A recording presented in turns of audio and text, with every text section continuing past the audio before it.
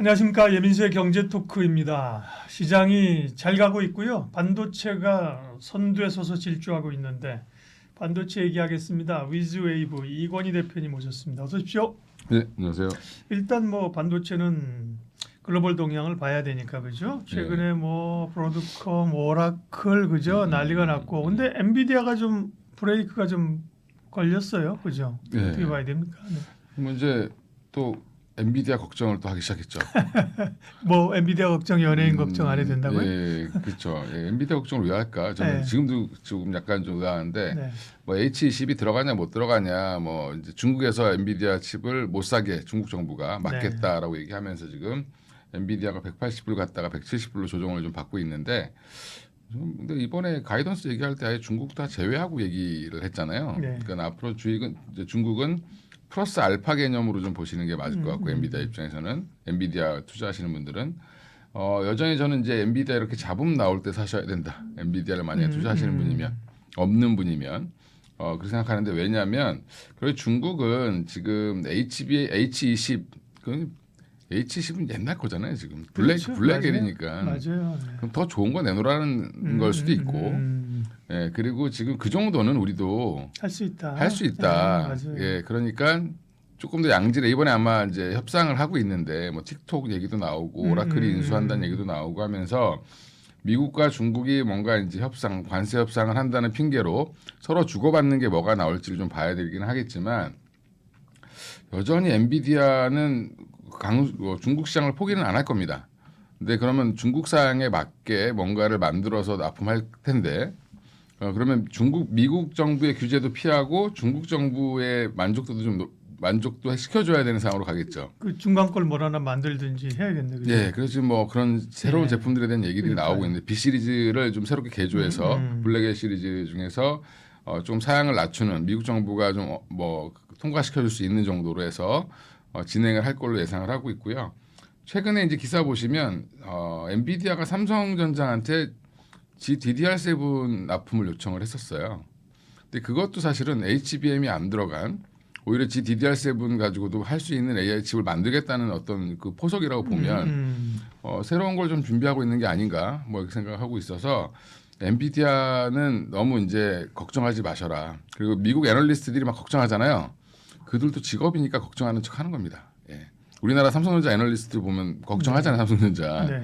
예, 그런 비슷한 거라고 생각하시면 되고 오히려 이제 그전 딴 뉴스를 보면 브로드컴이 오픈AI로부터 100억 달러 수주하면서 또 한 번 이슈가 됐었고 최근에 브로드컴이 더 좋아졌는데 그러니까 또 무슨 생각을 하시냐면 이제 엔비디아의 시대가 끝나고 브로드컴의 시대가 주식시장에 계신 분들은 너무 이렇게 흑백 논리를 하시는데 엔비디아가 갖고 있는 시장에 아주 일부 포지션을 브로드컴이 지금 들어가는 거죠. 그러니까 이제 뭔가 새로운 경쟁자가 등장했다라고 하긴 하지만 제가 볼 때는 아직은 조적지열 정도밖에 안 되는 건데 이제 앞으로 성장성을 보고 브로드컴이 지금 올라가고 있는 중이고 에이직 반도체라고 하는 옛날엔 저사양 반도체들이 보통 에이직이었는데 지금은 고사양으로 바뀌어 있기 때문에 주문형으로 이제 그 출원형 반도체를 얼마나 또 고도하게 만들 것이냐 이런 부분들 때문에 지금 HBM 얘기가 계속 나오고 있는 겁니다. 그러면 결국에는 브로드컴이 잘 되든 엔비디아가 잘 되든 우리나라 입장에서 나쁠 건 하나도 없다. 네, 우리 반도체 기업들은 다 좋다. 그렇죠. 거기에 또 최근에 오라클이 또 이제 하두죠. 네, 뭐 틱톡 인수한다부터 시작해서 나오고 있지만 사실은 오라클이 굉장히 오래된 기업이잖아요. 이 회사가 74년생인가 그럴 겁니다. 아마 이게. 네, 닷컴 버블 때 뭐 예. PR 100배 같은 유명한 그게 오라클 아니에요? 예. 근데 네. 오라클은 창업한 건 아마 그 새우깡이랑 좀 비슷한 네. 시기라고 알고 있는데 76년인가 뭐 77년인가 뭐 그럴 겁니다. 아마 저보다 한 2살 어렸던 것 같은데. 네. 예. 근데 약간 이 오라클 창업자가 지금 80이 넘으셨잖아요. 근데 이 오라클이 지금 원래 이제 데이터를 어떻게 보면 데이터 저장소, 도서관 뭐 이런 역할을 했던 회사인데 지금 이걸 이제 AI 데이터 센터까지 확대를 하고 있는 중이죠, 오라클이. 그래서 이 프로젝트 오픈 AI랑 같이 옛날에 보면 무슨 그 프로젝트를 하나 진행할 때 두 회사가 주축이었습니다. 거기에 이제 소프트뱅크까지. 정부 주도의 이제 AI를 어떻게 만들 거냐 미국발 이제 프로젝트에서 핵심 기업이었는데 이 회사가 지금 가이던스가 뭐 3천억 달러 근데 향후 지금 매출 지금 이제 앞으로 향후에 이제 수주에는 총 물량이 4,500억 달러 정도 된다라고 얘기를 하는데 올해 내로 5천억 달러 찍을 거라고 얘기를 합니다. 그럼 3천억 달러만 해도 우리나라 돈 410조, 5천억 달러면 거의 우리나라 1년 예산 정도의 수주량을 갖고 있다라는 게 이번에 이제 실적 발표 때 나오면서 엄청나게 폭등을 했죠. 슈팅했죠. 예. 근데 이제 이것도 불편함도 있습니다. 미국 내에서 이게 뭐 다 오픈 AI네. 3천억 달러 그중에 3천억 달러가 오픈 AI인데 오픈 AI 돈이 있어? 이제 이런 거에 대한 의구심이 네. 있죠. 예, 근데 이제 그렇게 따지면 브로드컴도 마찬가지죠. 네, 하여간 오픈 AI가 지금 공격적으로 뭔가 투자를 하겠다라고 얘기를 하고 있는 중인데, 근데 이게 이제 AI 데이터 센터가 구축되는 과정 이제 구축이 하나씩 되고 있는데 이 과정을 보니까 갑자기 메모리가 너무 부족한 거죠. 계산해 보니까. 이제 데이터 센터 하나가 뭐 축구장 뭐 10개 크기라고 이렇게 하니까 그러면 이런 것들이 지어질 때 엄청난 디램과 랜드가 들어가야 되는데 이거를 감당할 수 있겠냐 그러면서 지금 미국에서 나오는 얘기가 윈터 이즈 커밍 하다가 쇼티지 얘기 나오고 있죠 지금 갑자기. 메모리 쇼티지가 지금 가장 큰 화두고 그거에 발맞춰서 지금 우리나라가 지금 뭐 대주주 요건 완화 뭐 50억 이걸 이제 유지한다라고 발표하면서 외국인들이 갑작스럽게 돈을 막 들어오기 시작합니다. 지난주부터. 그래서 지난주 이번 주 다 해서 보면 거의 한 3조 가까이 샀거든요. 그래서 거의 짧은 기간 안에 외국인들이 회기를 하고 있는데 이틀 전에는 이제 16일이죠. 9월 16일 날 1조 7천억을 샀어요. 맞아요. 코스피만. 하루에. 예. 그러니까 월간이 아니고 그죠? 예. 하루에 막 1조 넘게 막. 그것도 이제 샀다 팔았다 뭐 이렇게 한 게 아니라 그냥 아침 시작할 때부터 끝날 때까지 계속 샀습니다. 이제 이게 주문을 미리 다 내놓고 이제 뭐 그냥 사 이렇게 된 거죠. 브로커들한테 그냥 외국계 자금이 그냥 사세요. 삼성전자 하이닉스 그냥 요 가격 되면 그냥 알아서 사주세요 이런 거거든요 지금. 그래서 근데 그게 1조 7천억이 거의 대부분이 다 반도체에 쏠렸다. SK하이닉스랑 삼성전자에 쏠렸다라는 부분이 그 부분을 아마 얘기를 한 것 같고 그 시발점은 샌디스크가 갑자기 랜드 가격 10% 인상한다고 얘기하고 마이크론도 한 30% 올릴 거다라고 얘기하고 있고 그러니까 메모리에 대한 뷰가 갑자기 확 바뀌었습니다. 예. 그리고 HBM 그러면 그러니까 기사를 또 그렇게 쓰시더라고요. 그러니까 또 HBM은 그럼 쪼그라드는데 메모리가 좋아지는 거 아니냐 이런 식으로 또 기사를 쓰신 분들이 있어요. 기사는 말이 안 되는 논리죠, 그죠? 그게 말이 안 되는 그러니까 도대체 공부를 안 하고 HBM에 디램이 들어가는 건데. 예, AI 데이터 센터에 들어가는 거 보조 역할이 있는데 보조 역할도 너무 크니까 이게 참 어떻게 말씀을 드려야 다 같이 좋아진다. HBM도 성장세고 거기에 지금 메모리도 성장세 같이 탔다. 업황 회복에 대한 기대감이 증가했다. 그러면서 최근에 캐펙스 증가가 4년 만에 온다라고 지금 얘기가 나오고 있거든요. 근데 이건 다 알았던 거예요, 사실은. 왜냐하면 청주 15X 라인 같은 경우는 이미 짓고 있고요. 제가 얼마 전에 지나가 봤는데 우연히 이제 청주에 그 예식장 갈 일이 있어가지고 친척 결혼식 때문에 가는데 고속도로 타고 가잖아요. 중고고속도로 타고 가다 보면 왼쪽에 하이닉스 공장들이 보입니다. 짓고 있더라고요, 이렇게 딱. 짓고 있는데 거의 다 외관이 완성됐어요. 이제 공정률 한 80% 가까이 됐다라고 얘기를 하던데 그러면 이제 그거 왜 지을까요? 그러면 결국엔 부족하니까 짓는 거죠. 근데 지금 삼성도 P4 라인 다시 또 재개했죠, 공사. 거기에 지금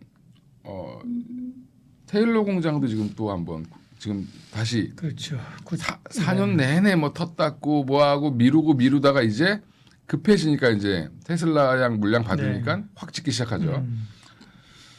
이게 공장 3개가 늘어나는 건데 이거가 물량이 어마어마합니다. 특히 테일러 공장은 연간으로 웨이퍼가 한 24만 장 정도 생산될 걸로 예상을 하고 소비가 될 걸로 예상을 하고 있고 P4랑 그다음에 M15X 합쳐도 한 10만 장 가까이 넘어갑니다. 그러면 거의 이제 이 40만 장의 웨이퍼가 더 들어가는 거라고 하면 이제는 처음부터 끝까지 전공정부터 후공정까지 다 좋아질 수밖에 없는 그래서 요즘에 소부장들이 날린 거죠. 네.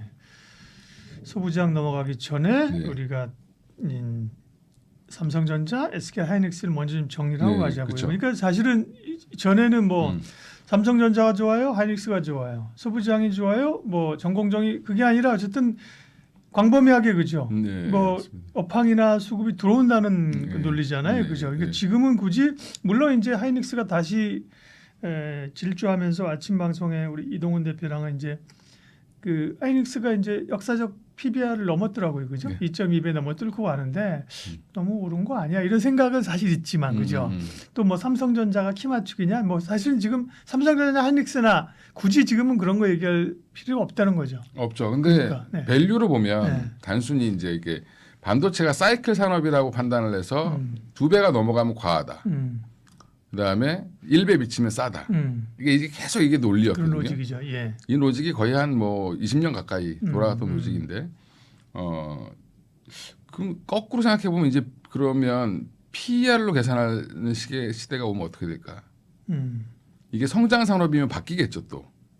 근데 물론 이제 이것도 사이클이 될 가능성이 있겠지만 새로운 사이클이 나오는 건데 그러면 새로운 사이클이 나올 때 밸류가 더 높아질 가능성도 있다. 그러면 SK하이닉스는 숫자가 잘 나오니까 이제 이거를 밸류를 어떻게 줄 것이냐의 싸움을 할 거고 그 다음에 또 하나가 삼성전자는 지금 1.5배만 줘도 9만 원입니다. 그러면 투자자들은 판단할 때 내가 9만 원을 갈 삼성전자를 살 거냐 아니면 새로운 길을 개척하고 있는 SK하이닉스를 살 거냐 요 기로인데 뭐 저는 둘 다 사야 되지 않나? 예, 아니면 조금 길게 보실 거면 삼성전자가 2배 가는 게 더 빠를 수도 있겠죠. 예, 그러면 오히려 삼성전자가 특별한 네. 악재가 없다라고 하면 삼성전자가 조금 더 업사이드 폭은 더 있다라고 보고 접근하는 게 좀 더 편하겠죠. 지금 현재 입장에서 보면. 근데 뭐 거꾸로 그럼 SK하이닉스를 마이크론 정도의 그 밸류를 주면 더 가겠죠. 그런 것들은 한번 고민을 좀 해볼 필요는 있을 것 같습니다. 고부장은 그럼 어떻게 해야 될 거는가를 좀 집중적으로 얘기하겠습니다. 그동안은 사실 소부장까지 온기가 안 왔잖아요. 그렇죠. 하이닉스 갈 네. 때도 온기가 안 오면서 일부 그러니까 뭐 후공정에서 그죠. 맞습니다. 후공정 일부 그 전에 우리 많이 얘기하는 거 있었는데 공정 그다음에 테스트 이 정도였는데 네. 지금은 이제 그러면 소부장을 광범위하게 전체 뭐 장비나 소재를 같이 봐야 되는 시기인가요? 그렇죠. 네. 이제 왜 그럼 그동안 삼성 하이닉스는 혼자 가고 그 장비들 중에서 일부 장비주들만 올라갔던 거고 그중에 핵심은 아마 한미 반도체였고 네. 본딩 장비랑 후공정 패키징 장비를 중심으로만 좀 올라갔죠. 네. 네, 거기에 이제 테스트 장비 정도까지 그렇죠. 올라가는 모습을 네. 좀 보였는데 오히려 테스트 장비 뭐 테크윈 같은 회사들은 삼성전자만 납품하다 보니까 문제가 이제 주가는 또 밀려버리고 삼성전자의 HBM 포지션이 작아지니까 그러니까. 빠져버리는 현상이 나왔습니다. 근데 이제 지금은 아까 이제 말씀드린 것처럼 공장을 더 짓고 있다. 예전에는 기존의 디램 라인을 개조해서 그렇죠. 쭉 생산해서 디램을 생산해가지고 마지막에 패키징하는 것만 집어넣으면 되니까. 거기를 조금 더 또 고도화하거나 그런 거에 되잖아요. 그죠? 그렇습니다. 공장을 새로 지으면 후공정 장비만 갖고 안 되는 거지. 처음부터 깔아야 된다는 거죠. 그렇죠. 예. 네. 그래서 새로 짓는 라인들의 공장 이제 장비들이 들어가기 시작했는데 제가 아까 웨이퍼가 한 뭐 30만 장, 40만 장 더 늘어날 거라고 얘기했잖아요. 근데 그러면 이거 갖고 부족하다라고 생각하면 또 계획이 나오겠죠. 그다음에 2027년도면 용인 클러스터가 이제 본격적으로 이제 또 만들어지기 시작할 텐데 그러면 앞으로 장비주들은 한 2, 3년 정도는 적어도 먹거리가 나올 가능성이 높다. 예, 그 용인 클러스터 가보시면 제가 거기도 우연히 작년인가에 뭐 골프를 치러 가다가 누가 초대를 받아서 갔는데 그쪽을 지나갔어요 차가. 피터 린치가 그랬다는 거 아니에요. 휴가 가면서 네. 휴가 가면서 기업들 있으면 중간에 기업 탐방할 계획 세우고 지나가면서 그죠. 네. 그래서 뭐 지나가면서 다 보시는구만. 여기 가는데 뭐 반대 플랜카드 붙여 있고 막 마을이 없어지고 막 허허벌판이에요. 이제 그래서 토목 공사를 열심히 하고 있던데 거기가 SK 하이닉스 부지라는 걸 어떻게 알았냐면 SK 하이닉스는 뭐 보상을 똑바로 해라 뭐 이런 거 막 써놨죠. 예, 그러면 그 규모가 사실은 지금 청주 공장은 될 것도 아닙니다. 그래서 지금 뭐 전기 문제 이런 것들 좀 나오고 있는 게 그런 거고 삼성도 그쪽에다 또 평택에 의해서 용인 쪽에 또 짓는다고 하니까 일단은 장비주들은 긍정적으로 보셔야 된다. 그래서 최근에 많이 올라온 종류 장비주들이 후공정 장비들은 생각보다 안 움직였어요. 뭐만 움직였냐면 전공정단 완전 소외받았던 뭐 원익 IPS, 테스, 유진테크 맞아요. 막 이런 종목들이 주성 엔지니어링도 바닥에서 올라오고 있고 근데 특히 근데 디스플레이를 같이 한 회사들보다는 반도체에 조금 많이 올인하고 있는 기업들이 더 많이 올랐습니다. 매출 비중이 높은 회사들이. 그래서 그리고 거기에 최근에 뭐 소켓 테스트 소켓 관련된 종목들은 뭐 ISC라든지 뭐 리노공업이라든지 그다음에 지금 한솔 케미칼도 생각보다 많이 올라왔거든요. 그러니까 이제 이게 전반에 거친 훈풍이 나오기 시작했다. 예전에는 D램을 줄여서 HBM을 만들었는데 지금은 D램도 만들어야 되고 HBM도 만들어야 되고 랜드도 만들어야 된다. 과거에도 그렇게 반도체 사이클이 왔을 때 소부장들이 시세 내면 엄청나게 그죠? 맞습니다. 예. 엄청나게 뻔하네요, 그죠? 예. 그런 느낌이 오는데 문제는 이게 반도체를 보면 하이닉스냐 삼성전자에 대한 판단은 뭐 그리 어렵지 않아요. 그 방산주도 뭘 살지는 별로 어렵지 않아요. 몇 개 안 되니까 그죠? 그렇죠. 대기업, 예, 대형 기업들인데, 근데 소부장들은 이게 분야가 많고 기업들이 많고 그죠? 누가 똘똘한 놈인지 여기 누가 맞는지가 항상 그게 고민이에요. 그래서 제가 지금 저도 고민을 계속 했는데 우리 대신 고민해 주시니까 좋은 거지. 예, 그러니까 종목은 많은데 물론 그 다 좋은 회사들이죠. 좋은 회사들이 많은데 그 안에서 그러면 대장이 뭐가 될 수 있을지를 찾는 게 우린 돈이 한정돼 있으니까 그렇죠.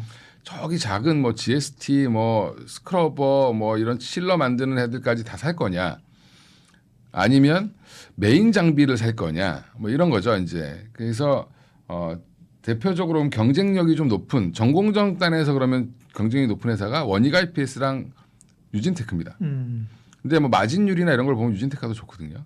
박막공정이라고 해서 이거는 이제 국내에서는 이 회사만 만들고 있기 때문에 그러면 저는 지금 전공정 장비에서는 유진테크가 탑픽입니다. 근데 최근에 주가가 신고가예요. 많이 올랐어요, 소부장들 맞죠. 근데 그 종목이 신고가인 이유가 상장하고도 원래 실적이 계속 좋아서 별로 많이 빠지지도 않았었습니다. 근데 관심을 못 받으니까 이게 약간 채권처럼 움직였던 종목이 이제 좀 튀어 올라오는 모습인데 조정 나오면 이거 사셔야 됩니다. 저는 이렇게 말씀드리고 유진테크를 못 사겠다 그럼 원익 IPS 사시면 됩니다. 예, 이 두 종목만 보시면 되고 전공정에서는 그 다음에 테크윙은 여전히 봐야 된다. HBM이 죽는 게 아니라고 제가 말씀드렸잖아요. 그렇죠. 예. 테크윙은 그동안 기다렸던 SK 하이닉스 납품이 이제 임박했다. 9월 15일자로 공식 발표를 했습니다. SK 하이닉스 퀄테스트 통과. 그래서 푸브 프로보카드?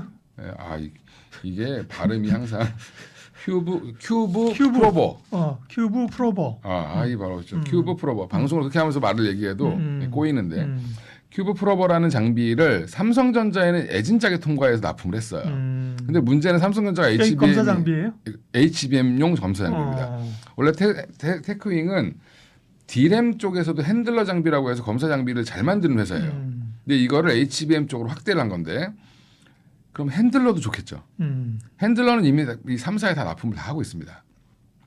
거기에 이제 테크윙이 SK하이닉스를 뚫었어야 되는데 SK하이닉스가 좀 늦게 뚫린 거죠. 그래서 SK하이닉스 쪽에 납품을 이번에 하게 된다라고 보면 그 밸류로 지금 최근에 한 3만 원대 한 4만 원에서 5만 원까지 한 만 원 정도 올랐습니다. 올랐는데 조정 나오면 사셔야 됩니다. 그냥.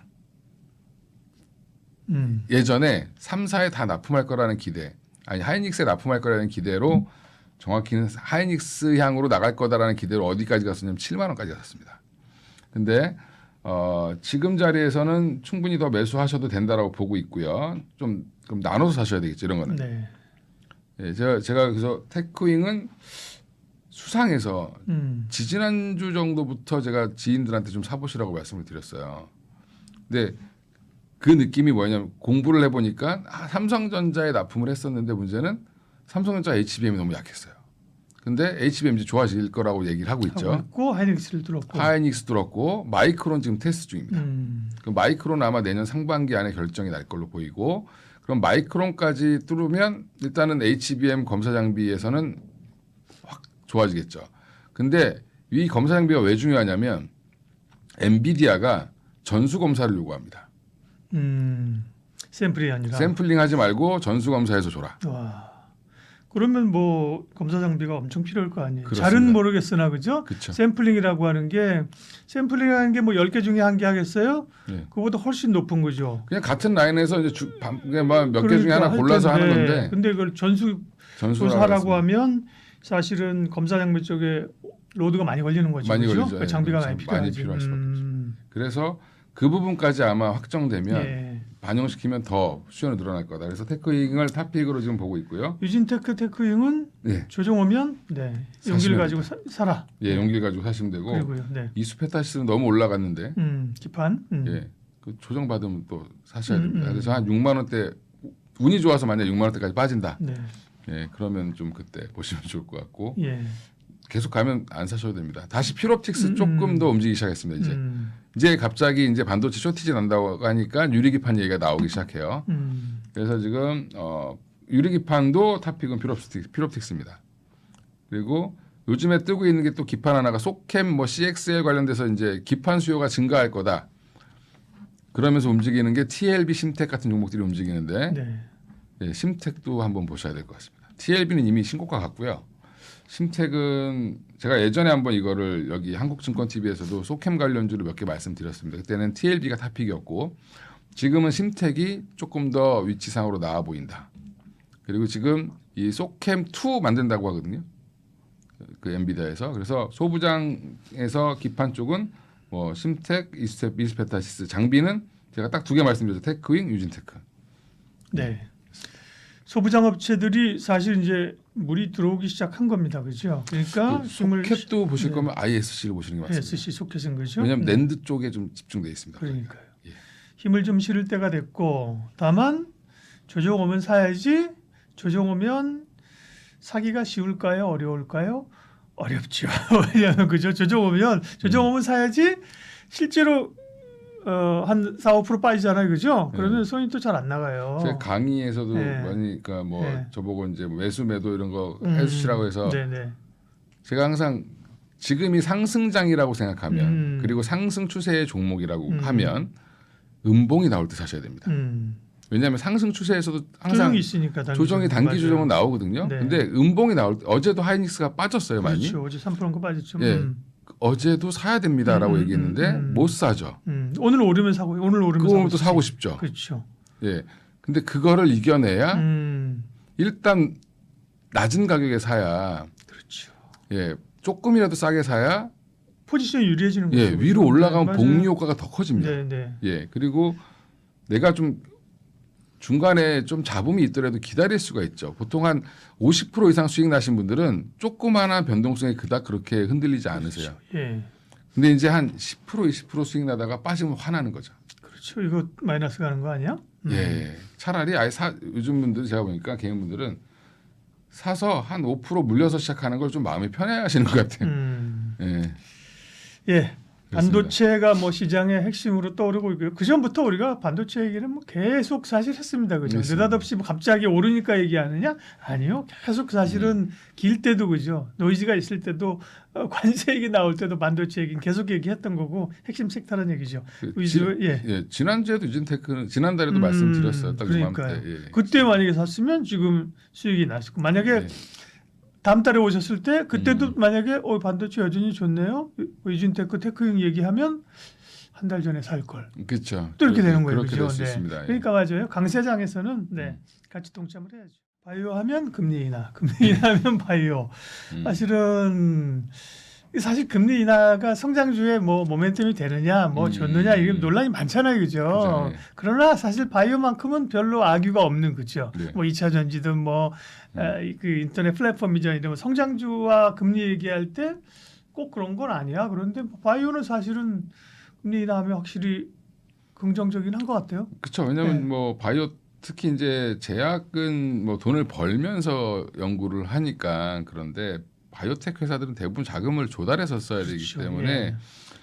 금리가 높다라는 건 그만큼 비용이 증가할 수밖에 없다라고 보면 되고요. 그래서 최근에 이제 그래서 금리 인하 기조가 금리 인하 했죠. 이제 네, 했죠. FOMC에서 올해도 한 0.5% 이제 50bp 정도는 더 인하를 한다라고 얘기를 하는데 그리고 이제 이런 것들을 보면 바이오는 분위기는 좋아졌는데 최근에 근데 바이오가 좀 눌리고 있어요. 한 이번 주, 예, 한 9월 둘째 주 들어오면서 바이오가 좀 약해지는 모습인데 그 이유는 그냥 수급적인 것 같습니다. 아까 이제 뭐 그 반도체로의 자금이 좀 쏠리면서 지금 바이오 쪽이라든지 이런 쪽은 좀 약해지는 형태가 좀 나오고 있는데 그거는 이제 일시적인 거다라고 좀 개인적으로 보고 있고 금리 인하 기조가 나오면 이제 지금 미국 10년물 국채 금리가 4%대 초반까지 내려와 있는데 4.0 몇이잖아요 지금. 근데 이게 4%가 깨져버리면 생각보다 바이오는 더 탄력받을 수 있다. 그리고 지금 바이오를 이끌고 있는 키워드가 몇 개 없습니다. 근데 그쪽에만 집중하시면 되니까 생각보다 투자도 오히려 반도체보다 더 쉬워요. 이거. 반도체는 밸류체인의 그 공정을 다 이렇게 이해하려면 어렵지만 네. 바이오는 근데 보고서 보는 게 좀 어렵긴 한데 네. 이 회사의 핵심 키워드만 알면 투자하기는 되게 편하다. 근데 대주주 요건 이것도 한참 걸림돌이었습니다. 왜냐하면 지금 뭐 ABL 바이오나 뭐 알테오젠이나 이런 종목들이 1억 사셨다가 10억, 20억 되신 분들이 많아요. 주가 올라가지고 그죠. 예. 근데 이런 분들 제 주변에도 많은데 그분들이 팔게 생겼는데 안 팔아도 되죠 이제. 그렇죠. 예. 예, 그분들은 믿음을 갖고 사실 아직도 두고 계시는 거거든요.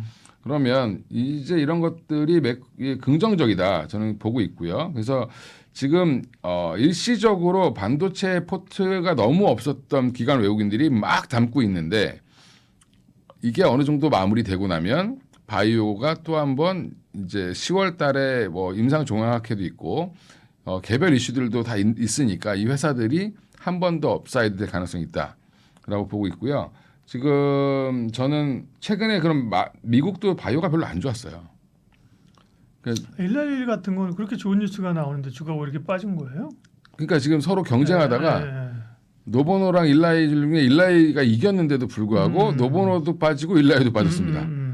예, 그래서 지금 이게 이 초창기에 비만 치료제 시장이 엄청 성장하는 걸 보고 주가가 먼저 땡겼다가 지금 이제 약간 성장세가 줄어든 거죠. 근데 이제 성장세가 약간 둔화된 걸 보고 주가는 미리 내려온 건데 한마디로 너무 오버슈팅했다가 좀 내려온 거 정도로 생각하시면 되고 근데 여전히 근데 일라이릴리랑 노보노디스크의 싸움은 지속되고 있습니다. 그래서 일라이릴리는 뭐 지금 경구용 쪽이 이제 가장 좋다라고 지금 얘기가 나오고 있고 노보노디스크는 용량을 2배로 늘려가지고 일라이릴리 이겨보려고 지금 또 테스트하고 있고. 주변에서 이따 또 비만 얘기할 시간 있을까? 예, jet바운스 만든 분들을 제가 또 젯바운드, jet바운드인가 얘기 들었어요. 근데 그러니까 이제 둘이 이제 그 세미클로타이드를 쓰느냐 터제파타이드를 쓰느냐 약간 약재가 좀 다르긴 한데 터제파타이드가 조금 더 지금 잘 되고 있다. 부작용도 없고. 그게 어디 거예요? 그게 일라이릴리 거. 예, 그걸 가지고 만든 비만 치료제가 이제 젯바운드라고 보시면 되죠. 예, 그러면 바이오는 키워드가 뭐 몇 개 안 된다. 그게 뭐지? 한 번만 키워드 정리해 볼게요. 그러니까 지금 이제 학회 일정들은 이제 계속 있을 거고요. 네. 그러니까 1월 달까지 내년 1월까지 이제 1월에 JP모건 헬스케어까지 달마다 있습니다. 지금 뭐 당뇨 학회, 종양 학회, ADC 학회. 이렇게 참 학회 다니시는 것도 힘드실 것 같아요. 그 의사분들은. 예, 하여간 그런데 바이오 이제 이 키워드는 뭐냐면 알츠하이머, 파킨슨, 치매죠, 치매. 그렇죠. 그 나이 드신 분들이 많아져가지고 치매가 많습니다. 그래서 이걸 어떻게 치료할 거냐 이게 지금 가장 큰 이슈고 또 그다음 하나가 비만 치료제. 그 다음에 표적항암제 ADC를 어떻게 ADC도 지금 2세대, 3세대 ADC가 계속 개발되고 있는 중이니까. 최근에 이제 우리가 다이치 산키오라는 회사가 ADC의 1등 회사거든요.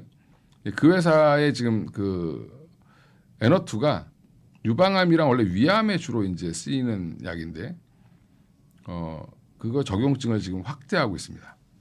그래서 만약에 ADC가 그 에너투가 다른 이제 간암이나 뭐 폐암이나 이쪽으로 이제 확대가 되면 또 다른 또 시장이 열릴 가능성이 있죠. 그래서 그거랑 제형 변경인 SC 거기에 이제 플랫폼이 있습니다. 여기 제가 쓰진 않았는데 플랫폼이 하나 있는데 무슨 플랫폼이냐면 장기 지속형 플랫폼.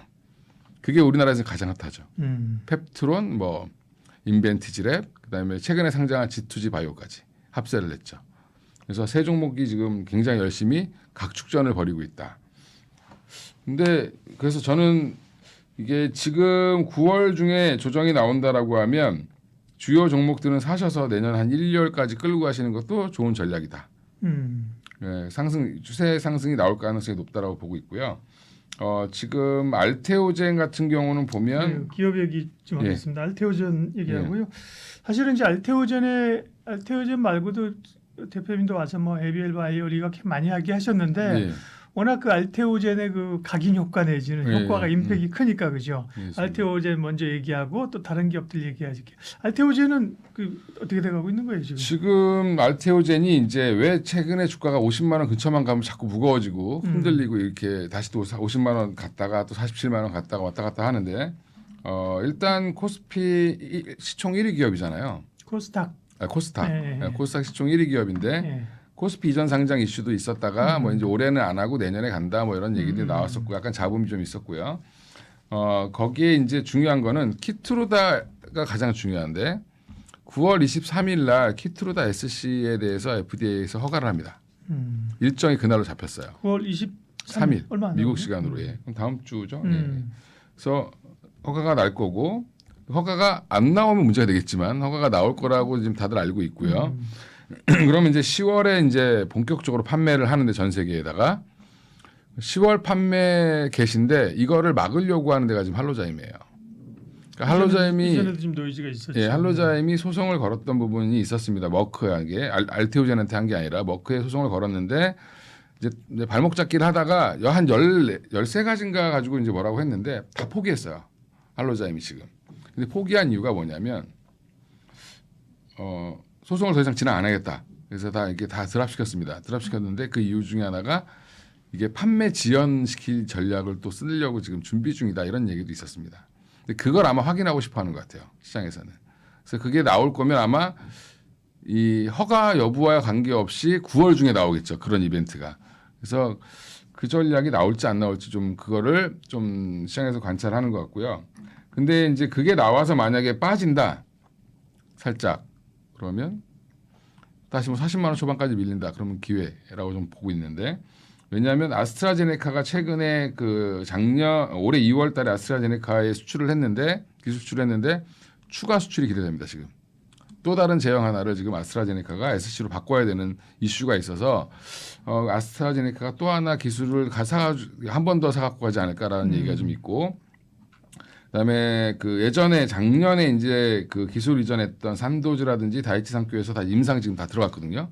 근데 아까 근데 에너투가 다이치 산교의 가장 대표적인 약물이라고 제가 말씀드렸는데 이 ADC가 예, 적용증을 확대한다라고 하면 알테오젠한테는 호재가 되겠죠, 당연히. 예.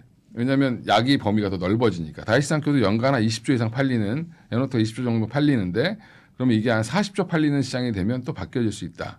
뭐 이런 것들이 좀 나오고 있습니다. 참 알테오젠 같은 경우는 우리 이건희 대표님이 뭐 바이오 얘기하면 늘 알테오젠이잖아요, 그죠? 예. 근데 참 이게 예전에 바이오 하면 뭐 신약 개발하면 확 올랐다가 또 관심 있으면 제자리 확 떨어졌다 이런 거잖아요. 그렇죠. 근데 알테오젠도 변동성은 있지만 그죠? 예. 그게 우리가 생각하는 바이오의 그런 변동성이 아니라 꾸준히 조정받고 올라가고 그죠? 그렇습니다. 좀 어쨌든 좀 안정감이 있어요 하단에 그죠? 예를 들면 뭐 한 40만 원 밑에 가면 다시 확 올리죠. 예, 사주면 오고 예. 그런 안정감이 있고 반면에 이게 그렇게 많이 올랐던 게 많이 빠지지 않아서 지금 47만 원이면 이게 약간 계속 박스권 아니냐 소위 이게 어디까지 그럼 갈 수 있느냐 업사이드가 좀 제한적인 거 아닌가 이런 생각도 할 수 있는. 그렇죠. 예. 근데 이제 제가 몇몇 채널에서 여기서도 몇 번 말씀드렸는데 올해 안에 한 70만 원 정도는 제가 보고 있는데 올해가 며칠 안 남았죠. 예, 좀 불안하긴 한데 예, 염문정 애널이 73만 원 불러놓고 제가 볼 땐 그분도 말하는 거나 제가 항상 팔로우를 하니까 보면 100만 원 이상을 부르고 싶은데 그러고 싶은데 참고 있는 겁니다. 지금 이게 73만 원이라는 것 자체가 그냥 정확히 얘기하면 키트루다 정도만 가지고 얘기하는 거예요. 나머지 약들은 아직 약이 되는 게 아니라 임상을 거쳐야 되고 하니까 그런데 이런 거 계산을 다 해보면 저는 내년에 한 120만 원? 이렇게 생각을 하고 있거든요. 그래서 올해 한 70만 원 정도 가고 내년에는 한 120만 원까지 갈 가능성이 높지 않을까? 그거보다 더 볼 수도 있는데 예. 그 정도만 가도 대박이지, 그죠? 예. 지금 제가 얘기한 것도 그래 한 40만 원 밑에 그렇습니다. 오면 30몇만 원이면 연결을 해도 괜찮다. 올라오네 40몇만 원, 그죠? 예. 근데 이전의 고점이 올해 50. 7월이 50만 8천 원, 내려 네, 50만 원, 네. 그죠? 요번에 고점이 한 50만 원이니까, 네. 그죠? 이러면 이제 캡이 씌워지잖아요, 사람이. 그쵸. 아, 이 주식은 한 요 정도구나라는 게 있는데 그래서 강하게 돌파를 한번 해야 되겠죠. 그거보다 음. 멀리 높게 보고 있다. 네. 그래서 주변 지인들 갖고 계신 분들한테는 그냥 생각하지 말고 그냥 계속 들고 계셔라. 그리고 이거 중간에 뉴스만 체크하시면 된다. 이렇게 얘기를 하고 있죠. 뭐 악재가 특별하게 나올 건 없으니까 아직. 그러게요. 예. 그렇게 말씀해서 갖고 계신 분들은 뭐 차 하나 사줍니까? 차는 많이 사주세요. 마시는 차는 많이. 마시자 말고 타는 차. 예, 고기 이런 건 많이 사주시는데. 예. 일단 알테오젠은 사실은 좀 부동해. 예. 음. 알테오젠과 다른 주식들 좀 기분 나빠하겠지만, 그쵸, 그죠? 그쵸. 알테오젠과 이따 그 바이오텍들 이럴 정도로, 그죠? 예. 그러면 이제 알테오젠 얘기 우리가 이전에도 많이 했고 충분히 했으니까 알테오젠과 버금가는 알테오젠과 여타 그룹으로 비교했을 때 좀 기분 나빠할 만해들 어디냐? 두 번째는 뭐 에이벨 에이벨 바이오? 바이오, 리가켄 바이오 이렇게 두 종목을 좀 봐야죠. 음, 그러니까 아까 이제 치매가 키워드라고 했는데 그 BBB 플랫폼 이제 한마디로 내 장벽을 내 혈류 장벽을 막아줄 수 있는 그 뚫어줄 수 있는 플랫폼을 갖고 있는 게 ABL 바이오인데 경쟁사 대비해서 효능이 좋습니다. 네. 예, 그래서 지금 ABL 바이오가 지금 2건 정도로 기술 수출이 돼 있는데 최근에 올해 4조 1천억이 GSK랑 한 거고 그 전에 사노피랑 한 게 이미 있죠. 근데 사노피랑 한 거 지금 일단 그 사노피랑 한 거는 파킨슨병 치료제 관련돼서 지금 하고 있는데 임상 이상을 사노피가 자기 돈 내고 하겠다. 이제 해서 완전 가져갔습니다. 근데 ABL 바이오는 지금 마일스톤도 들어오고 있는데 BBB 플랫폼도 잘 되는데 또 하나가 글래바디 T라고 해서 면역 항암제 관련된 이중항체도 지금 잘 되고 있죠. 담도암, 위암 이쪽에서 잘 되고 있습니다. 301이라고. 그러면 이 회사는 생각보다 BBB 플랫폼만 계속 팔아도 이게 약간 알테오젠 느낌인 거죠. 알테오젠이 지금 이렇게 만들어준 게 알트비포라는 기술 하나인데 여기서 이제 이 BBB 플랫폼을 얼마나 적용시킬 수 있느냐. 근데 지금 파킨슨 치료제, 알츠하이머 치료제 만들고 싶어하는 회사들은 굉장히 많죠.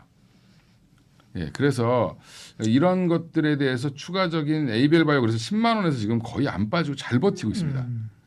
그리고 재밌는 건 예전에 1,400억인가 투자 받았던 거에 대해서 지금 오버행 이슈가 있었는데 산업은행에서 일부 팔았죠. 근데 그 오버행 이슈도 불구하고 지금 10만 원에 가 있는 겁니다. 그 얘기가 나왔던 데가 이제 한 9만 원 정도였는데 그래서 지금 저는 ABL 바이오는 올해 안에 아니면 내년 초쯤이면 또 한 번의 기술 수출이 나올 가능성이 있다라고 보고 있고요. 리가켄 바이오는 약간 좀 그 모범생 스타일. 예, 여기가 근데 지금 보면 이미 기술 수출을 다 했어요. 여기는 링커를 주로 팔았기 때문에 다 했는데 그 회사들이 지금 다 잘을 하고 있습니다. 임상 1상하고 2상하고 이게 지금 잘 진행되면서 마일스톤이 계속 들어와요. 현금 흐름이 되게 좋아졌고 거기에 이제 지금 리가켄 바이오 만족을 못하고 본인들이 ADC를 만들겠다. 항체 특허 만료된 항체 가져와서 자기 링커 쓰고 페이로드 개발해서 넣겠다. 그렇게 지금 이번에 발표를 했죠. 페아마케에서. 근데 발표 내용이 생각보다 좋았습니다. 그래서 리가켄 바이오가 앞으로는 이제 다이치 상큐 같은 회사가 되고 싶어 하는 거죠. 그래서 목표는 단순히 자기가 링커만 파는 게 아니라 이 ADC 전체를 다 다룰 수 있는 이제 한마디로 신약 개발사로 가겠다라고 지금 얘기를 하고 있어서 성장성은 리가켄 바이오가 하나만 제대로 성공하면 쭉쭉 갈 수 있는 형태가 좀 나올 걸로 보고요. 그래서 요새 알테오젠이 독보적이긴 한데 ABL 바이오랑 리가캠이 저는 누가 먼저 더 빨리 갈지 이게 조금 이제 주목하고 있는 포인트고 리가캠은 이게 오리온이 대주주입니다. 되잖아요, 그죠? 일단, 옛날에 예. 레고캠이었다가 리가캠 바뀌었는데, 그죠? 예. 이렇게 오리면 오리온도 올라야 되는데 전혀 그 오리온하고 연결 관계는 없네, 그죠? 그렇죠. 예. 그러니까 그 독립 운영을 하고 있으니까 예. 지분만 투자하고 예. 오리온보다 시총이 좀 더 높아졌습니다. 그렇군요. 예, 초코파이가 성공했죠. 네, 예. 예, 말씀 이어가시죠. 예. 그래서, 네, 그래서 어쨌든 그 바이오텍 가운데 같은 3대장이라고 하면 그죠? 3대장. 네, 3대장인 거죠, 예, 그죠? 3대장으로 보고 있습니다. 에이벨 바이오하고 리가켄가요까지 그죠? 예. 네, 엮어서 받고. 제가 하도 얘기해서 아마 제 영상 보시는 분들은 쟤는 맨날 저거 얘기만 하네 이렇게 생각하실 네, 거예요. 오늘도 그 얘기 하겠지? 예. 여지 없네. 예, 네. 그렇습니다. 네, 좀 다른 얘기도 좀 해드려야 되니까. 네. 예. 좋아요. 다른 얘기도 좀 하죠. 네. 예. 일단 비만 치료제도 좀 보셔야 되겠죠. 비만은 핫한 것 같아요, 진짜. 핫하죠. 주변에 만나면 제가 그 다른 방송에서 얘기했는데 얼마 전에 이제 지인 3명이서 밥을 먹는데 우리가 이제 나이들이 있으니까 비만 네. 얘기를 한 거예요. 아, 뭐 요즘 뭐가 좋대 그런데 옆 테이블에서 똑같은 얘기를 하고 있는 거예요. 이거 만나면 사람들이 사실 관심이 굉장히 높아요. 그렇죠. 예, 비만이 우리나라 분들이 비만은 비만도 아닌데 사실은. 그렇죠, 맞아요. 예, 근데도 관심이 있는 건 뭐냐면 미국이 다 얘기하고 그죠, 네. 그걸 맞으면 뭔가 이 식욕도 잘 억제되고, 식욕이 억제된다 그러네요. 예, 네. 그리고 약간 이제 몸 신진대사도 되게 좋아지고. 그러니까 비만뿐만 아니라 제가 그 얼마 전에 뭐 우리 네. 방송에 나오는 분이 살을 뺐길래 이렇게 살 빠졌어요 했더니 제 제파운드. 그거 제파운드 네. 자꾸 제파운스라 그러지 제파운스. 그거를 이제 맞는데 자기는 이런 얘기를 하더라고. 제가 인스타에 쓸다고 얻은 게 자기는 살 빼는 것도 그렇지만 살 빼는 게 아니라 전체적으로 우리가 고혈압, 당뇨 이게 다 과체중에서 오는 거잖아요. 그쵸. 그죠? 체중을 빼므로 인해서 자기의 다른 그 건강 기능까지 좋아진다. 개선이 되기 때문에 자기는 그걸 목적으로 맞고 계속 마실 거다. 달 살 빼는 것보다도 그죠?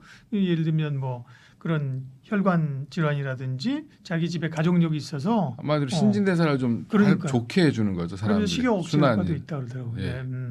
그래서 예전에 이제 미국의 어떤 이제 국내 그 의사분들도 그렇고 미국 의사들도 그냥 비만이 아니더라도 맞아야 되지 않겠나 이런 그러니까, 얘기들도 하죠. 네. 네. 그래서 지금 그래서 비만 치료제가 단순히 원래는 이게 당뇨 치료제에서 시작을 해가지고 비만으로 넘어갔다가 이게 또 메시랑 결합이 되고 있고 이게 또 하나가 이제 뭐가 있냐면 지금 암 치료도 한다는 얘기도 지금 나오고 있고 뭐 여러 가지 지금 적용증을 확대하려고 하고 있습니다. 만병동치약이네. 네, 그렇습니다. 네. 그래서 이제 이게 근데 너무 사람들이 건강해지면 제약회사가 힘들 수도 있어요. 오래 사니까 약을 안 먹으니까. 이제 만성 질환에 안 걸리면 네. 그렇잖아요. 뭐 당뇨나 고혈압이 당뇨 고혈압 없어지면 그렇죠. 예, 당뇨약, 제약사들 망하진다 고혈압약, 그러죠. 당뇨약, 고혈압약 평생 먹어야 되는 거니까 그렇죠. 예, 그렇습니다. 그게 없어지면 인류는 좋아지는데 제약사들은 많이 망할 거다. 예, 그런 지금 하고 있죠. 그래서 anyway 그러면 예. 비만 치료제 관련해서는 어떤 기업이 이제 국내는 사실 비만 치료제 관련된 회사들이 별로 없습니다. 개발을 하는 회사는 별로 없어요. 그러니까 지금 일동제약이 갑자기 경구용 비만 치료제 한다고 막 임상 결과 아마 좀 있으면 발표할 텐데 뭐 100mg 투여했을 때 얼마가 효과가 좋았고 200mg 지금 투여하는 결과를 발표할 텐데 잘 모르겠습니다. 일동제약을 저는 아직도 좀 봐야 될 것 같고 그 정도 얘기하면 예, 될 그 것 정도 얘기하면 될 것 같고. 같고 예. 한미약품을 보셔야 될 것 같습니다. 한미약품. 한미약품도 그때 비만 관련해서 한번 얘기가 있었는데 예. 요즘 별로 관심 없던데. 비만 치료제가 문제가 뭐냐면 예. 근육이 감소되는 게 있어요. 근손실을 유발하는. 근손실이 좀 나옵니다. 예. 그래서 운동을 같이 안 하면 살이 빠지면서 근육도 같이 빠지는. 근데 그거를 근손실도 아예 근육이 오히려 생기는 비만 치료제를 개발하고 있습니다. 한미약품이 그러니까 비만 치료제 파이프라인이 한 3개가 있는데 이게 다 지금 진행이 잘 되고 있습니다. 근데 국내 임상이고 근데 이제 한미약품이 주가가 못 갔던 이유는 2가지인데 하나는 경영권 분쟁 이슈가 있었고 그렇죠. 예. 또 하나가 뭐냐면 국내용인 거죠. 근데 한미약품이 국내에만 팔려고 이걸 개발할까? 그러진 않겠죠. 국내에서 잘 성공시켜서 다른 데로 이제 미국 시장이 아닌 여타 제3국 시장을 노릴 겁니다. 이제 그 시장을 노리는 건데, 그러니까 예를 들어 보면 대웅제약의 나보타 같은 거죠. 그러니까 대웅제약이 후발주자로 지금 그 보톡스를 만들어서 미국에 팔고 있잖아요. 미국이나 동남아시아 그 남미 쪽에 잘 팔고 있습니다. 그러면 이 전략을 써야 됩니다. 우리나라는 어쩔 수 없이. 그러니까 1날1를 이길 수는 없으니까. 그렇죠. 예. 그래서 그 전략을 지금 한미약품이 구사하는 것 같고 최근에 이제 좀 주목받는 것 같습니다. 그래서 지금 사도 늦지 않지 않나 한미약품은 예 그런 생각을 하고 D&D 파마텍은 좀 많이 올랐습니다. D&D 이 파마텍 파마텍 유통 아니에요? D&D 파마텍은 아닌가? 개발사인데 여기도 바이오텍인데 여기는 미국의 메세라라는 회사한테 1조 2천억을 주고 자기 기술을 다 팔았어요. 근데 공동 개발하고 있습니다. 그래서 이건 특히 미국에서 임상을 계속 하고 있는데 여기 메쉬 치료제, 경구용 비만 치료제, 오럴 링크라고 하는 경구용 비만 치료제 그 파이프라인도 갖고 있고 여기에 핫 이슈는 메세라라는 미국 회사를 미국 대형 빅파마들이 인수해 가면 땡큐인 거죠. 그러니까 D&D 파마텍은 메세라에게 기술 이전을 했는데 만약에 메세라를 화이자가 뭐 인수한다든지 뭐 아니면 이제 뭐 그 얀센에서 인수한다든지 이렇게 돼 버리면 그냥 그 회사의 인수 그 기술 수출한 게 똑같이 돼 버리는 거니까 지금 그거가 기대감이 조금 있고요. 근데 임상 결과도 계속 잘 나오고 있습니다. D&D 파마텍이. 그래서 그나마 글로벌하게 경구용 비만 치료제라든지 뭐 메쉬 치료제 만드는 회사는 D&D 파마텍. 예. 제가 그 블루 엠텍이랑 헷갈렸어. 블루 엠텍이 예. 그때 그 그거는 이제 일곱이 유통한다고 뭐 그 그게 냉장 유통 좀 하는 예, 회사에 그러니까, 그렇죠. 예. 그런 회사는 예, 다른 예, 거고 결이 다른 거니까. 결이 다르죠. D&D 파마텍은 예, 좋은 회사입니다. 예. 그래서 지금도 16만 원대에 있는데 오늘 또 임상 결과 24주차 거 발표했다가 오히려 빠지는 잘 나왔는데 빠졌는데 뭐 왜 다른 뭐 지표 하나를 발표 안 했다고 빠진 거예요. 근데 그건 원래 할 의무가 없는 건데 48주차에 원래 나옵니다. 그래서 24주 더 기다려야 된다. 예, 그래서 지금 D&D 파마텍 이렇게 빠질 때 오히려 모아서 저는 내년 초만 20만 원 넘어가지 않을까 이렇게 보고 있습니다. 2차 전지가 단순 반등을 넘어서 그죠? 추세적으로 가나? 그럴 얘기는 아닌데 할 만큼 올라갔다가 그죠? 네. 역시나 또 좀 조정을 받는 조정 국면으로 들어가 버렸습니다. 다시 숨어버렸어요. 그죠? 그쵸, 숨어버렸는데 계속 얘를 찾으러 다녀야 됩니까? 아니면 그냥 숨은 애는 숨고 나올 때까지 그냥 내비둬야 됩니까? 근데 이제 우리가 그 낚시하면 입질한다고 그러잖아요. 네, 입질은 네. 입질은 계속 하고 있는 것 같습니다. 그러니까 걸리진 않는데 계속 와서 이제 톡톡 건드리는. 건드리고 먹이만 따고 지렁이만 따가고. 예, 그렇죠. 그래서 이제 이럴 때 관심을 좀 가지셔야 된다. 그러니까 지난달부터 말씀을 좀 드리긴 했는데 지난달에는 좀 좋았다가 오히려 이제 8월 들어오면서 8월 중순 또 한 달간 또 쉬었죠. 근데 어떻게 보면 단기적으로 그 전에 우리가 엄청 올랐을 때 했던 거에 빠졌던 거 이런 거를 제외한다면 그렇죠. 제외한다고 보면 최근에 주가만 본다고 하면 사실 바닥에서부터 꽤 많이 오른 거죠. 많이 사실 올랐습니다. 많이 해요. 그러니까 예. 그것만 본다면 오른 거에 대한 조정은 사실 있을 수 있어요. 네. 그런데 그 조정이 나온 게 대부분 뭐 유상증자, 뭐 BW 발행, 뭐 리튬 가격의 일부 하락, 뭐 이런 건데 뭐 CATL이 갑자기 이제 리튬 생산을 다시 재개한다, 뭐 이런 얘기가 나오니까 너무 이제 그 바닥에서 확인하고 올리려고 하는 섹터, 특히 흑자 전환을 해야 되고 막 이런 이제 안 좋았던 업황은 올라올 때 보면 되게 돌다리 두들기듯이 올라오죠. 조금만 안 좋은 얘기 나오면 옛날 그 트라우마 때문에 확 맞아요. 빼고. 또 차익 실현하고 싶은 사람도 있을 거고. 그렇습니다. 예, 그래서 저는 오히려 지금 국면은 좀 관심을 가지셔야 될 것 같고요. 리튬 가격이 뭐 반등하고 그다음에 미국 대중 규제는 여전히 있죠. 네, 리튬 가격도 뭐 사실은 바닥에서 진짜 요만큼 반등한 거. 예, 근데 이제 그 거기 안에서 약간 흔들리는 거 가지고 너무 지금 예민하다. 예민할 필요는 없을 것 같고요. 상승 추세가 약간 주춤하긴 하지만 리튬 가격도 반등은 나올 겁니다. 왜냐하면 지금 ESS 양으로 지금 엄청난 수요가 좀 땡겨지고 있고 전기차도 생각보다 잘 팔리고 있습니다. 유럽에서. 그러니까 우리 이제 글로벌리 보는 겁니다. 우리나라 기업들은 그 안에서 포지션이 어떻게 되는지 또 다른 얘기고 글로벌리 지금 ESS가 되게 잘 되고 있는데 ESS가 올라가는 이유는 미국이 지금 전력 생산의 거의 대부분을 풍력 태양광으로 돌리고 있다. 지금 웃긴 일인데 미국의 그 대통령은 원전을 얘기하고 있는데 네. 전력 회사들은 풍력 태양광만 늘리고 있어요. 왜냐하면 원전 지으려면 시간이 걸리니까. 또 거기 규제가 심해서 허가 받으려면 한 5, 6년 걸린대요. 길면 10년씩 걸린다는 겁니다. 부지 선정하고 허가 받고 그렇죠. 그 이제 그거는 준비하고 있는데 트럼프는 사라질 텐데 뭐 그죠. 네, 그 장기 계획은 그냥 그대로 또 가고 지금 급한 불부터 꺼야 되잖아요. 여기는 그렇죠. 네, 얼마나 급하면 석탄 발전소까지 돌렸는데 화력 발전소까지. 석탄 화력 발전소가 돌려서 석탄 기업이 주가가 올라갔던 그런 적이 있었으니까. 근데 그만큼 ESS는 지금 계속 확대되고 있고 내년에 한 2배 이상 더 늘어날 걸로 보고 있습니다. 그래서 그러면 ESS가 잘 팔리면 우리나라 기업이 중국계 안 들어가고 우리나라께 다 들어간다라고 하면 그동안 중국산을 다 썼는데 이제는 중국산을 안 쓰면 그 과정이 맞는다라고 하면 LG 엔솔이랑 뭐 우리나라 SK온이랑 삼성 SDI가 그걸 다 가져가겠죠. 그래서 지금 관련된 그 키워드가 되게 좋고요. 이게 전기차용 2차 전지보다 ESS용 2차 전지가 훨씬 더 마진율이 높다. 합작을 안 하니까.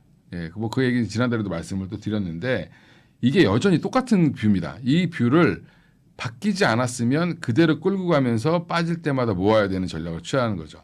그러니까 예전에 우리가 반도체도 똑같은 거였잖아요.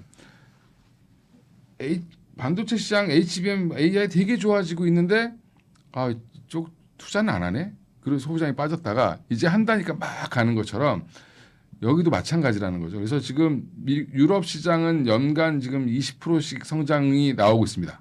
이번 올해부터. 거기에 내년에 되면 2035년에 내연기관차 다 폐지하겠다 정책 안 바뀌었습니다. 바뀐 거 아니에요? 안 바뀌었습니다. 후퇴한 거 아니에요? 네. 안 됐습니다. 유지. 2035년 이후로 내연기관 안 하겠다라고 지금 다시 얘기했습니다. 그 얘기는 무슨 얘기는 물론 그건 또 바뀔 수 있죠. 정치 지형에 따라서 바뀔 수는 있는데 여전히 근데 유럽에서는 지금 2차전 그 전기차 수요가 증가하고 있다라는 건 맞고요. 다시 회복됐고 그 중에 문제는 뭐냐? 대부분의 차가 중국산이 많이 들어갔다는 게 문제였던 거죠. 근데 이제 유럽도 중국산을 규제하기 위해서 그럼 너희들이 배터리 공장 여기 와서 지으면 너네 거 팔게 해줄게. 근데 중국 기업들이 유럽에다가 공장을 짓는 순간 그 가격을 맞출 수가 없죠. 그래서 이게 그 규제가 강화되면 강화될수록 우리나라 기업한테는 기회가 있다. 이렇게 보고 있는 것 같고요. 그다음에 또 LFP를 우리가 안 했다가 지금 작년부터 막 한다고 난리 쳐가지고 막 했었습니다. 2년 전부터. 이제 생산하기 시작하죠.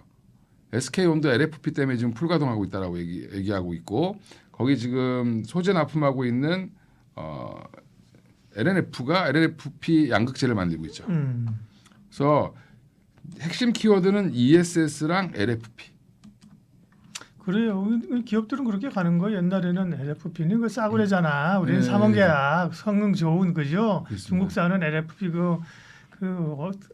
시간 오래 걸고 그랬는데 사실은 이제 LFP, ESS도 하고 그죠. LFP로 이제 가야 될 필요가 있으니까 그죠. 맞습니다. 다 하는 거죠, 그죠. 네.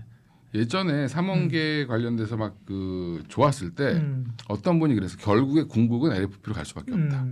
왜냐하면 희귀금속보다는 흔한 철을 쓰는 게 훨씬 더 경쟁력이 있다라고 얘기했을 때 모든 사람들이 그 사람을 비난했습니다. 근데 그분 말이 그러네요. 맞았습니다. 네. 그래서 지금 LFP도 지금 성능이 개량돼서 생각보다 성능이 좋습니다. 그래서 이쪽으로 지금 가고 있는 중이고 그 결국엔 또 여기서 파생되는 게 그러면 AI 데이터 센터 자꾸 얘기하는데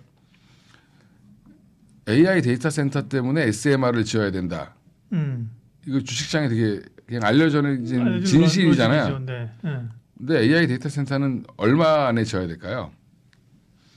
한 2, 3년 안에 빨리 지어야 됩니다. 지금. 그러니까 빅테크들은 급해요 지금. 그렇죠. 그럼 SMR은 사실 뭐 아직 가시거리 안 들어왔죠. SMR은 지금 30년이나 돼야지 지을 수 있을 것 같은데 스타트가 한 2030년? 이게 안 맞죠. 그럼 이거를 뭘로 메꿔올 거냐? ESS랑 수소 연료 전지가 메꿔줄 수밖에 없다. 이렇게 보고 있는 겁니다. 그래서 지금 그래서 ESS가 굉장히 늘어날 수밖에 없는 게 어쩔 수 없이 태양광 발전이라든지 풍력 발전이 늘어나면 ESS 더 깔아야 되고 안 그러면 수소 연료 전지를 써야 됩니다. SOFC를 써야 됩니다. SOFC에 대한 이게 오늘 이제 2차 전지인데 왜 SOFC를 얘기하냐? 결국엔 ESS랑 SOFC가 이 중간 텀을 막아줘야 되는 상황이기 때문에 원자력은 멀고 이건 가깝다. 그래서 수소 연료전지 얘기가 최근에 나오는 거군요. 그래서 블룸에너지가 오라클에게 주문을 했고 블룸에너지가 지금 주가가 7월 이후로 거의 한 2.5배 올라갔습니다. 그래서 우리나라 두산 퓨어셀도 같이 따라가는 그런 형태가 지금 나오고 있죠. 그래서 이거는 이제 2차 전지가 아니라 전체적인 시장을 한번 보고 말씀을 드린 거고 오늘 또 근데 포스코 퓨처엠이 또 움직여요. 여기는 유상증자도 끝났고 지금 흑연 관련된 이슈도 있고 음극재 관련된 지난번에 말씀드렸을 때 중국 기업 제외하고는 1위입니다. 예, 그러니까 지금 미국 시장 내에서 좋아질 수밖에 없어요. 근데 이게 이슈가 반짝하다가 또 이제 주가가 빠지니까 뭐 잊어버리는 거죠 또. 그래서 잊어버리지 마시고 포스코 퓨처엠은 양극재, 음극재 지금 다 같이 좋아진다. 제가 방송 보시는 분들 대변하면 잊어버린 건 아닌데요. 종목이 너무 많아. 포트에 정리하다 맞습니다. 보니까 잊혀지는 거지. 예. 예, 그러니까 포트에 들어갔지 않은 종목도 관심 종목에다 꼭 이렇게 해놓으셔야 돼요. 저는 이제 제가 어떻게 설정하냐면 2차 전지 관련된 종목들을 이렇게 한 군데 이렇게 모아놓고 그럼 거기서 이제 종목을 넣었다 뺐다 하면서 이제 참고로 보는 종목과 네. 진짜로 뭐 투자를 해야 될 종목과 이거를 구별해서 놔요.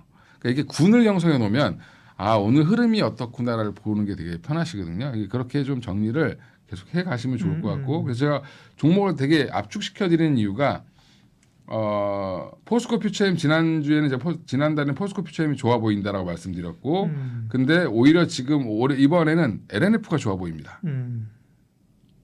예, LNF BW 발행한다고 쭉 빠졌잖아요. 근데 다시 올라오고 있는데 이거 BW 발행 잘했고 그 다음에 3분기 흑자전환 기대감이 있다. 보고서가 빵 나오니까 주가 올라가죠. 한 180억 정도 번다라고 얘기하는데 모르겠습니다. 그건 좀 나와봐야 알겠는데 지금 LNF가 그나마 전기차 그래도 꾸준히 팔고 있는 테슬라 향으로 들어가고 또 하나가 이제 ESS용 LFP 양극재를 만들어요. 그러면 그쪽으로는 지금 미리 수주가 나오니까 실적이 돌아서겠죠. 예. 그래서 지금 분위기는 LG엔솔, 삼성 SDI 뭐 이런 거 보셔도 되는데 포스코홀딩스도 마찬가지고. 근데 저는 지금 어디를 볼까? 포스코 퓨처엠, LNF 이 정도 보시는 게 맞는 것 같습니다. LNF는 쭉 잘 가다가 최근에 꿀럭하면서 빠졌던 거는 그 오버행 예. BW 때문에 그런 BW 거군요. 때문에 네. 그렇죠. 그게 뭐 물론 이제 2차전지 회사들이 다 돈이 없으니까 그죠? 예. 돈이 없으니까 하는 건데 오죽하면 뭐 SK도 그 기업 팔고 그러잖아요. 우리 그렇습니다. 그 옛날에 삼광 M&T 뭐예요, 그죠? SK 오션 플랜트. 오션 플랜트 같은 게 좋은 회사잖아요, 그죠? 예, 근데 좋죠. 뭐 돈이 없으니까 팔고 근데 회사 시장 그런 거 안 좋아하니까 그죠? 유증하고 BW가 안 좋아하는데 사실 그게 소위 뭐 빚 갚으려고 하는 게 아니고 그렇죠? 네. 정상화된다면 좋게 볼 수 있는 거죠. 네. 네. 그러면 LNF하고 포스코 퓨처엠은 여전히 좋게 예, 보시고. 좋게 보고 있습니다. 네. 그 어쨌든 2차 전지는 지금은 조금 압축해야죠. 그러니까. 예, 그러니까 좀 종목을. 키워드가 ESS랑 LFP가 껴 있는 회사를 사셔야 된다. 예. 물론 대부분 많이 들어 있죠. 그렇죠. 뭐 서진 시스템 같은 회사들도 하는데 거기 이제 케이스 만드는 거고. 예. 그러니까 이제 소재단에서는 LNF가 제일 좋아 보이고, 그 다음에 종목단에서는 삼성 SDI가 그나마 좀 좋아 보인다. 네. 지금은 2차 전지는 그렇게 얘기하는 게 맞아요. 그러니까 네. 이제는 제한적인 관심 속에서 이제 압축해 가야지 2차 전지를 뭐 셀은 어떻고 뭐 소재는 어떻고 음극재는 양부 장비는 어떻고 쫙 풀어놓고 보따리 풀어놓고 점검할 단계는 아닌 거예요. 2차 전지가 그렇죠. 그렇습니다. 네, 맞습니다. 네, 2차 전지 이야기까지 위즈웨이브 이권희 대표님 오늘 함께해 주셨습니다. 고맙습니다. 예, 감사합니다. 주식 투자는 타이밍이 생명. MTN 투자학교, 기술적 분석, 실전 투자는 MTN 투자학교, 투자 기법 나도 만들 수 있을까? MTN 투자학교, 해외 투자 혼자는 힘들어. MTN 투자학교. AI를 활용한 실전 투자 교육까지 책임집니다. MTN 투자학교. 실전 투자 종합반 2기 많은 신청 바랍니다.